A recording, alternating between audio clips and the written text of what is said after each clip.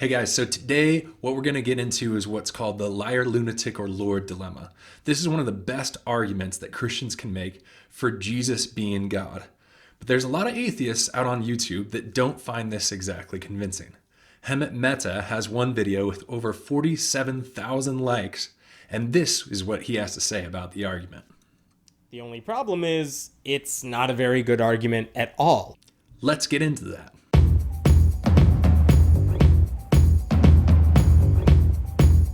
So here's how the argument breaks down. Ultimately, Jesus makes a claim within Scripture that he is God. And if that's true, you have three options. Either one, he was right, and he was God when he claimed he was. Two, he claimed that he was God, but he actually wasn't. And he didn't know it, he was just clinically insane. Or three, he knew that he wasn't God, but he claimed it anyways. And he's a liar.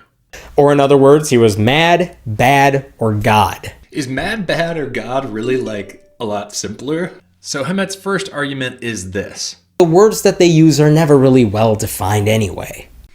All right, let's try defining those terms. Liar, someone who says something that's not true. Lunatic, someone who believes there's something they aren't. Lord, someone who is God. What if Jesus was just honestly mistaken? Is it possible? Sure, but that doesn't mean it's reasonable. Could Jesus have been honestly mistaken about it?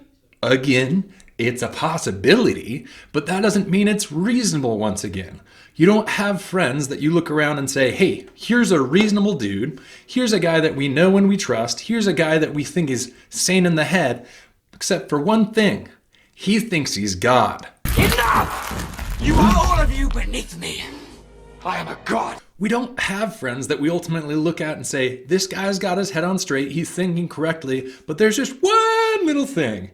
He believes he's God. I'm sorry? What was that again?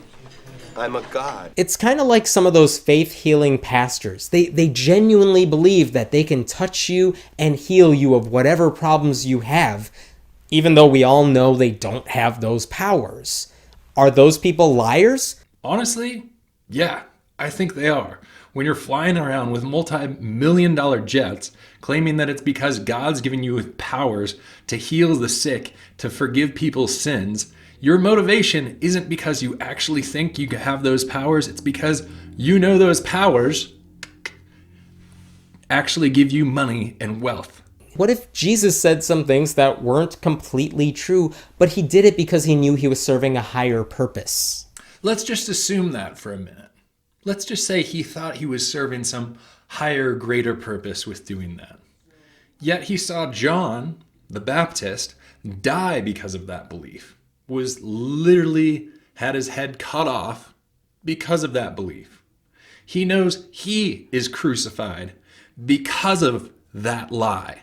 He knows then, of course, that his own disciples are going to be killed because of that lie. Is it really serving a good, higher purpose anymore? Can you really look at it and say, oh, well, he produced more good in the end? Thousands of people went to their deaths believing that lie, but it was for a higher purpose. Could he have been a lunatic? Well, there are people we call lunatics now who still have a mass following. Sometimes we call them cult leaders, but other times we call them visionaries. So here, Hemat takes an interesting approach to redefine what a lunatic means. Either lunatic means you're a cult leader. Sure, I believe myself, and why wouldn't I? Or you're a visionary. I think I generally would agree with Hemat that there's a lot of people out there that are lunatics, that are in fact cult leaders. But when we think about Jesus, we're not thinking about a cult leader. This still ends up being an option that most people aren't okay with. Part of the point of the whole dilemma is to say no one wants to call Jesus a liar. No one wants to call Jesus a lunatic. Those options aren't ones that anybody's comfortable with. So it makes more sense to say he's Lord. Well, if you're going to say he's a lunatic and redefine lunatic as a cult leader, that's still not a definition that people want to give for Jesus. Or if you're going to say he's a visionary in the same sense that he's talking about, that's also still not what we're talking about. A lunatic is someone that is crazy in some sort of way. A visionary isn't someone who's crazy unless they're someone like Adolf Hitler that we would say in some form or another is still a lunatic, someone who's morally corrupt in a huge way. But Jesus isn't like that. Jesus, in fact, is the one that everyone wants on their team. When you notice religions come about after the time of Jesus, do any of them really throw Jesus to the wayside? No. Ultimately, all of those religions end up wanting to put Jesus on their team. Even the religions that are before Christianity, Buddhism and Hinduism, honestly add Jesus into their either pantheon of gods or add him as a Buddha. Or Islam comes along and says, actually, Jesus is still a prophet of God. And in fact, in some way, he's still the Messiah. Or Baha'i is even going to say that he's a prophet of God, that he's a reincarnation in a sense of God. And so none of the religions put him to the wayside because they understand you can't just say Jesus isn't significant. You can't just say he's a liar. You can't just say he's a lunatic or a cult leader. You wouldn't just say that. There's more to this going on. And so those options, even if he redefines what it means to be a lunatic, those options still aren't on the table. Even a lot of progressive Christians today say Jesus was a radical. And radicals are sometimes called lunatics before their wisdom is understood. Now, by throwing out the idea of radical, he's trying to tone it down once again. Jesus wasn't a lunatic, he was a radical. Well, it's one thing to be radical. It's another thing to claim that you're God. I'm God. Bingo! Yahtzee! Is that your final answer? Our survey says God! Bing, bing, bing, bing, bing, bing, bing, bing. Even for a minute, I almost just want to think about what it would be like if we actually had a character in the way that he's kind of describing it. Would anybody really look at it and just say, he's a radical, he's a visionary, and just leave it at that? Imagine yourself introducing to someone, hey, here's my friend Bill. Bill is a radical. He's a visionary. He's really smart. He brings out all these new ideas. He's a leader and people follow him. The one thing that you might be a little surprised about, though, is he actually believes he's God. Would anybody genuinely look at that and then just say, yeah, he's a radical? No. They're going to look at it and say, the guy's insane, and he's got a lot of people that are following him. What about legend? What if after Jesus died, people began saying things about him to kind of build up his legacy? It's a possibility. It is a possibility, and so is the possibility that you're just an image of drones made from the movie Spider-Man. Oh, it's not real, it's not real, it's not real!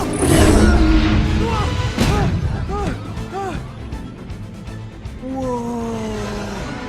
That's awesome.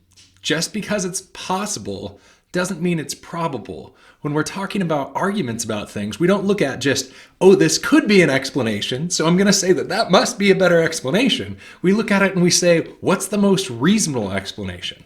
And when it comes to this legend idea, there's really nothing to stand on. There's no ground for this whatsoever. The earliest sources that we have talking about Jesus, the Gospels aren't them, believe it or not. It's actually the epistles, and the earliest one is 1 Corinthians. And the earliest passage from 1 Corinthians isn't Pauline. In other words, it's not written by Paul. It actually predates Paul. So it's a pre-Pauline creed. And so in that sense, it's actually written before 1 Corinthians. It's probably before Paul was even a convert to Christianity. And even the most liberal of scholars would date that creed from 1 Corinthians 15 would say that that creed dates to as late as 2 years after Jesus' crucifixion. So if they're saying Jesus rose from the dead as late as just 2 years after the crucifixion, that's not enough time for it to turn into legend. Is it possible? Sure. So you're telling me there's a chance? Yeah! Hey, if you believe in free will, then please give this video or podcast a like and a subscribe. Also hit the notification bell so you can be told about future videos and content that I create down the road. Also, think about supporting this ministry financially. You can do that with the description in the comments or the description below the video. And that just allows me to create more content for you in the road down the future. If you don't believe in free will, then you're predestined to do all of those things anyways.